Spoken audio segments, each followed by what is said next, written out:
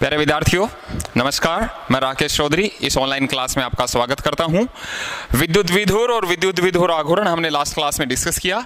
उसके बाद अपन बात करते हैं नेक्स्ट विद्युत द्विध्रुव की अक्षीय स्थिति पर विद्युत क्षेत्र की तीव्रता।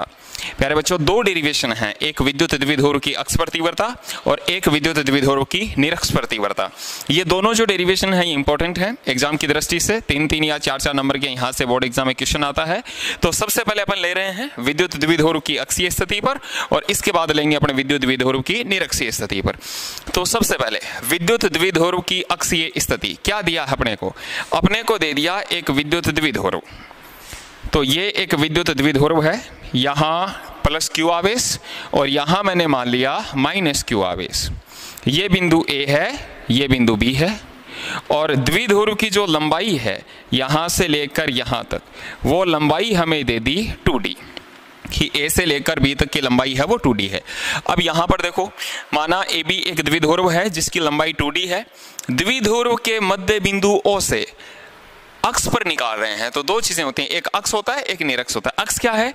इन दोनों आवेशों को मिलाने वाली सीधी रेखा, ये वाली जो लाइन है इसको तो बोलते हैं अपन अक्ष। और मध्य बिंदु मान लीजिए ये है, ओ नाम दे देता हूं उसको।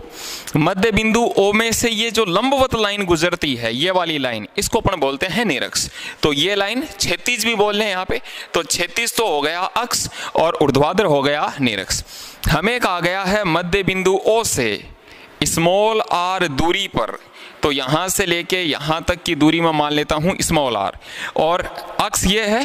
तो स्मॉल आर दूरी पर अक्ष पर यहां कोई बिंदु दिया है अपने को P और इस बिंदु P पर हमें विद्युत क्षेत्र की तीव्रता ज्ञात करनी है। द्विध्रुव के मध्य बिंदु O से R दूरी पर स्थित बिंदु P पर विद्युत क्षेत्र की तीव्रता ज्ञात करनी है। तो इसके लिए सबसे पहली चीज पहले अपन ये देखेंगे कि बिंदु P पर विद्युत क्षेत्र कितने आवेशों के कारण होगा। तो यहाँ प्लस Q है, यहाँ माइनस Q है, यहाँ हम विद्युत क्षेत्र की तीव्रता निकाल रहे हैं।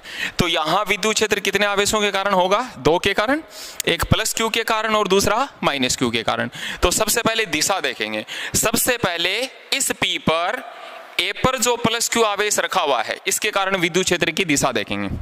पी पर क्या है? प्लस, ए पर क्या है? प्लस। आपको बताया हुआ है प्लस प्लस में क्या होगा? प्रतिकर्षण। प्रतिकर्षण में जिसके कारण निकालते हैं उससे दूर जाते हैं वो बिंदु बीच में आना चाहिए। तो ए से निकाल रहे हैं, ए के कारण निकाल रहे हैं, पी पर निकाल रहे हैं, तो ए से दूर जाएंगे, पी बीच में आना चाहिए। उसके बाद लगाएंगे तीर का निशान। ये हो गया प्लस क्यू आवेश के कारण विद्युत क्षेत्र EA। माइनस क्यू आवेश के कारण देखें तो B के कारण P पर निकालना है, यहाँ माइनस, P पर निकाल लें तो वहां प्लस मान के चलेंगे। तो यहाँ प्लस यहाँ माइनस, प्लस माइनस में आकर्षण किस पर निकाल रहे हैं? P पर। किसके कारण? B के कारण। तो आकर्षण में आपको बताया हुआ है जिसके कारण निकालते हैं उसी की ओर जाते हैं। तो हम P पर निकाल रहे हैं B के कारण, तो B की ओर ही जाएंगे। तो तीर का निशान इधर लगाएंगे। ये हो गया हमारा विद्युत क्षेत्र EB वेक्टर। तो दो विद्युत क्षेत्र हो गए। अब इनका परिमाण निकाल लें और फिर इन सब का लास्ट में परिणामी निकालेंगे। तो सबसे पहले मैं ले रहा हूं प्लस क्यू आवेश के कारण बिंदु P पर विद्युत क्षेत्र की तीव्रता। तो क्या लिखेंगे इसको? प्लस क्यू आवेश के कारण, प्लस क्यू आवेश के कारण बिंदु P पर विद्युत क्षेत्र की तीव्रता, विद्युत क्षेत्र की तीव्रता कि इस आवेश के कारण इस बिंदु पर विद्युत क्षेत्र कितना होगा। तो बिंदुवत आवेश के कारण पहले अपने पढ़ा क्यू आवेश से R दूरी पर विद्युत क्षेत्र का मान KQ/R² होता है। बस वही फॉर्मूला अपने को यहाँ पे लगाना है कि क्यू आवेश से इस बिंदु पर विद्युत क्षेत्र। अब उसमें अपने को जरूरत पड़ेगी दूरी की, तो अपने को देखना है A से लेकर और P तक की टोटल दूरी कितनी हो जाएगी। ये देखने के लिए द्विध्रुव की लंबाई कितनी दी है? 2d। मैंने आपको बताया था लास्ट क्लास में कि इसीलिए हम उसको डबल लेते हैं ताकि आगे जाकर अपने को आधा करना पड़ता है, तो अपने लिए आसानी हो जाए। तो यहां से लेकर यहां तक AO की लंबाई कितनी हो गई? D। यहां से लेकर यहां तक की लंबाई कितनी हो गई? R। तो यहां से लेकर यहां तक की टोटल लंबाई कितनी हो गई? R+D। तो दूरी हो गई R+D। तो फॉर्मूला क्या हो गया? EA = KQ/R+D का होल स्क्वायर। इस आवेश के कारण इस बिंदु पर विद्युत क्षेत्र हो गया। वही फॉर्मूला यूज में लिया अपन ने KQ/R² वाला। अपन केवल परिमाण ले लेते हैं, दिशा अपने को सदिश में लिखने की इसको जरूरत नहीं है, दिशा लगा देंगे। तो इसके लिए EA की दिशा देखेंगे, तो EA है वो किस दिशा में है, तो देखो तीर का निशान उधर लग रहा है, तो EA की दिशा हो गई हमारी AP वेक्टर के अनुदिश। ये हो गया AP वेक्टर के अनुदिश। इसी तरीके से इस आवेश के कारण इस बिंदु पर यानी -Q आवेश के कारण बिंदु P पर विद्युत क्षेत्र की दिशा है विद्युत क्षेत्र का मान है वो निकाल लें। तो उसके लिए लिखेंगे -Q आवेश के कारण, -Q आवेश के कारण बिंदु P पर विद्युत क्षेत्र की तीव्रता, विद्युत क्षेत्र की तीव्रता, और वो है EB उसको नाम दिया है। तो EB बराबर KQ/, अब आता ही दूरी की, -Q आवेश के कारण P पर निकाल रहे हैं, तो हमें दूरी चाहिए B से लेकर P तक की, ये दूरी चाहिए। ये कैसे मिलेगी, ये कितनी हो गई यहां से लेकर यहां तक की R, ये कितनी है यहां से लेकर यहां तक की D, तो यहां से लेकर यहां तक की दूरी बच गई R - D।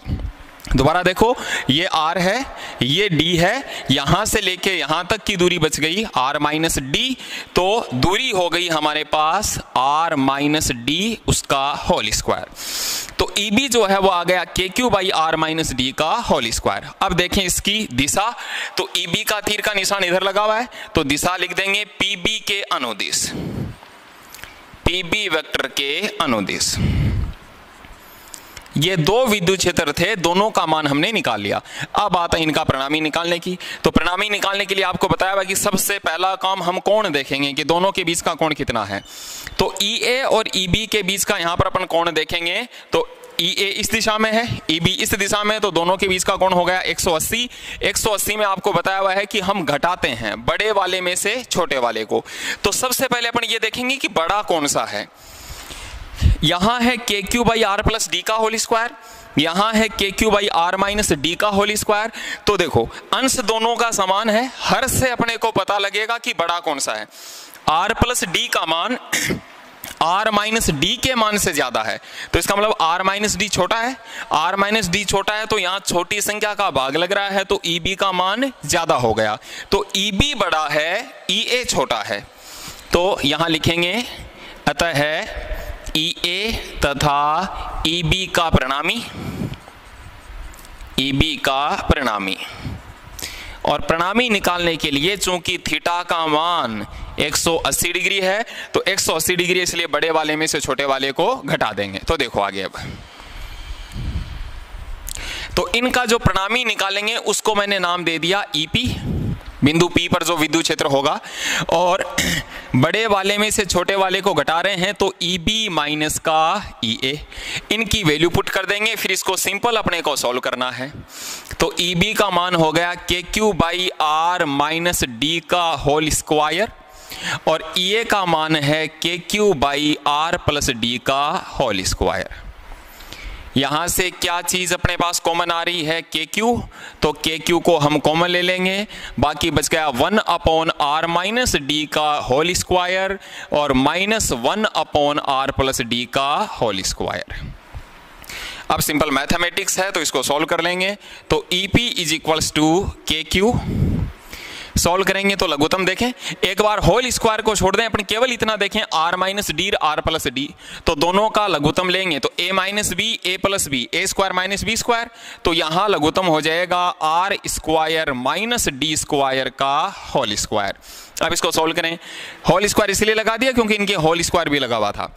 R - D के होल स्क्वायर का इस संख्या में भाग देंगे तो ये आ जाएगी, यानी R + D का होल स्क्वायर माइनस प्लस वाले का इसमें भाग दोगे तो ये आ जाएगा R - D का होल स्क्वायर बराबर KQ।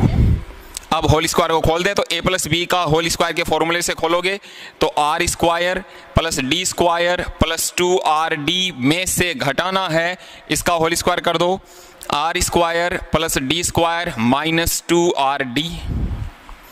जैसे ही ब्रैकेट खोलेंगे तो R² माइनस का D² माइनस का हो जाएगा और ये माइनस माइनस प्लस हो जाएगा। अपॉन में है अपने पास R square minus D square का whole square. R square D square plus का, R square D square minus का, दोनों आपस में कैंसिल, के क्यू 2rd प्लस 2rd, ये हो गया 4rd upon R square minus D square का होल स्क्वायर। अब इस 4 के अपन दो पार्ट कर लें, दो टुकड़े कर लें, तो 4 के दो टुकड़े करेंगे तो 1 2 को तो मैं पहले ले लेता हूं, के क्यू, बाकी बच गया 2rd, तो 2 को मैं एक बार d के साथ ले लूं और r अलग ले लिया। बात वही है, 4rd को हमने 2 इंटू 2rd में डिवाइड कर, सॉरी अलग अलग कर दिया। फिर अपन डिवाइड दें R square minus D square का होल स्क्वायर। लास्ट क्लास में हमने देखा Q इंटू 2D, ये है विद्युत द्विध्रुव आघूर्ण जिसको हमने P से डिनोट किया था, तो इसकी जगह हम पुट कर देंगे 2kPr upon R square minus D square का होल स्क्वायर। ये बिंदु P पर विद्युत क्षेत्र की तीव्रता। अब P मैंने किसकी जगह लिखा है, क्योंकि P इज इक्वल्स टू होता है Q इंटू 2D, तो Q और 2D उसकी जगह हमने डिनोट कर दिया P, तो EP इज इक्वल्स टू आ गया 2kPr upon R square minus D square का होल स्क्वायर। अब देखो एक फॉर्मूला तो हो गया हमारे पास ये, फिर इसकी अपने एक विशेष स्थिति लेते हैं। वो हमें इसलिए लेनी पड़ती है क्योंकि मैंने आपको बताया था कि विद्युत द्विध्रुव की जो लंबाई होती है वो बहुत कम होती है, खास करके एंगस्ट्रम में होती है। द्विध्रुव की जो लंबाई होती है वो एंगस्ट्रम में होती है। यहाँ जो d का मान है, पहले बात करें 2d, तो द्विध्रुव की लंबाई कम है। r का मान यदि मान लो बहुत ज्यादा है, कि यदि r का मान बड़ा है किससे, 2d से, जिस दूरी पर हम विद्युत क्षेत्र निकाल रहे हैं मान लो उस दूरी का मान उस द्विध्रुव की लंबाई से बहुत ज्यादा है, तो ऐसी स्थिति में अगर r ज्यादा है 2d से तो फिर r ज्यादा होगा d से भी, उसके आधे से भी ज्यादा होगा। और अगर मैं स्क्वायर कर दूं, r स्क्वायर हो जाए तब तो वो और ज्यादा हो जाएगा d स्क्वायर से। कैसे, मान लो एक संख्या 3 है, एक संख्या 2 है, हमें पता है कि 3 बड़ा है 2 से। अब ऐसी स्थिति में अगर मैं इसका स्क्वायर, अभी अंतर कितना आ रहा है दोनों के बीच में, 1 का, अगर मैं स्क्वायर कर दूं तो 3 का स्क्वायर कर देंगे तो 9, और 2 का स्क्वायर कर देंगे तो वो हो जाएगा 4। अब 9 और बड़ा हो गया 4 से, क्योंकि अब अंतर कितना आ गया 5 का, तो r बड़ा था d से, तो r स्क्वायर तो और ज्यादा हो जाएगा d स्क्वायर से। तो फिर ऐसी स्थिति में हम क्या कर देंगे, d स्क्वायर को नगण्य कर देंगे। तो d स्क्वायर को नगण्य करने पर, तो अगर हम d स्क्वायर को छोड़ देंगे तो विद्युत द्विध्रुव की अक्ष पर विद्युत क्षेत्र की तीव्रता E अक्ष इज इक्वल्स टू 2kPr। अब एक बार यहां देखें, यहां फॉर्मूले में था हमारे पास R square minus D square का होल स्क्वायर, तो d का मान, अपन d स्क्वायर तो और छोटा हो गया r स्क्वायर से, तो d स्क्वायर को हम नेग्लेक्ट कर रहे हैं। तो d स्क्वायर को जब नेग्लेक्ट कर रहे हैं तो ऐसी स्थिति में क्या बच जाएगा, केवल r स्क्वायर, और उसका हो रहा है होल स्क्वायर, तो r की टोटल पावर कितनी हो जाएंगी 4, तो इसलिए अपॉन में आ गया r की पावर 4। तो 2kPr अपॉन r की पावर 4, एक r से r कैंसिल, तो द्विध्रुव की अक्ष पर विद्युत क्षेत्र की तीव्रता का फॉर्मूला आ गया 2kP अपॉन r क्यूब। ये तो न्यूमेरिकल के लिए मान हो गया अदिश में, और अगर यही चीज हम सदिश में लिखें तो E अक्ष सदिश वेक्टर में ये मान हो जाएगा 2k, द्विध्रुव आघूर्ण है वो सदिश राशि है 2kP vector upon r cube. तो सदिश में जो है वो इसका मान हो जाएगा ये। अब एक बार यहाँ पर इन दोनों के बीच में ग्राफ देख लें, उसके बाद में मैं डायरेक्शन बताऊंगा कि दोनों की किस तरीके से अपन लेते हैं। तो अगर दो तो कांस्टेंट है ऑलरेडी, k का मान 9 गुणा 10 की पावर 9 कांस्टेंट है, p द्विध्रुव आघूर्ण है वो भी कांस्टेंट है। तो अगर E तथा R में ग्राफ देखें तो E और R में जो वक्र देखें तो वो ग्राफ हमें इस तरीके से मिलेगा। R को हमने ले लिया x अक्ष पर और E को हमने ले लिया y अक्ष पर। E व्युत्क्रमानुपाती हो गया r की पावर 3 के। तो ऐसी स्थिति में जो वक्र मिलेगा वो इस प्रकार से मिलेगा, ढाल जो है इस ग्राफ का वो ज्यादा हो जाएगा। ई व्युत्क्रमानुपाती आर का भी ऐसा ही आता है, लेकिन उसमें थोड़ा सा ढाल है वो कम होता है। ई व्युत्क्रमानुपाती आर स्क्वायर का भी ऐसा आएगा, उसमें ढाल आर वाले के कंपैरिजन में ज्यादा होता है। और ई व्युत्क्रमानुपाती आर क्यूब का भी वक्र कुछ इसी आकृति का होता है, उसमें ढाल का मान थोड़ा सा और ज्यादा हो जाएगा। अब बात कर लें दिशा की। ई की दिशा आपको बताई हुई है हमेशा धनावेश से ऋणावेश की ओर होती है, पॉजिटिव टू नेगेटिव होती है। और द्विध्रुव आघूर्ण जो है पी वेक्टर, उसकी दिशा हमेशा नेगेटिव टू पॉजिटिव होती है। अब एक बार अपन वापस डायग्राम पर चलते हैं और वहां मैं आपको दिशा दिखाता हूं कि किस प्रकार से। तो देखिए, विद्युत इस बिंदु P पर हम विद्युत क्षेत्र की दिशा निकाल रहे हैं, किस दिशा में होगा। हमने क्या देखा, EB था इस दिशा में, EA था इस दिशा में। बड़ा कौन सा था, EB बड़ा था, EA छोटा था। तो ऐसी स्थिति में बड़े वाले में छोटे वाले को घटाया, तो फाइनल जो हमारे पास EP आया, अक्ष पर विद्युत क्षेत्र की तीव्रता, उसकी दिशा आई इस दिशा में। अब डायग्राम में देखें तो माइनस यहां पे है और प्लस यहां पे है। तो ऐसी स्थिति में जो हमारे पास विद्युत क्षेत्र की तीव्रता आई, उसकी वो किस दिशा में आ रहा है, नेगेटिव टू पॉजिटिव। द्विध्रुव आघूर्ण P किस दिशा में होता है, नेगेटिव टू पॉजिटिव। तो PB इसी दिशा में आया है और EB इसी दिशा में आया है, इसलिए दोनों एक ही दिशा में है। तो लास्ट वाले फॉर्मूले में हमने माइनस नहीं लगाया। तो ये जो पूरा क्वेश्चन है ये आता है बोर्ड एग्जाम में 3 नंबर का। इस तरीके से अपने को इसको सॉल्व करना है। इसके बाद अपन देखते हैं विद्युत द्विध्रुव की निरक्ष पर विद्युत क्षेत्र की तीव्रता।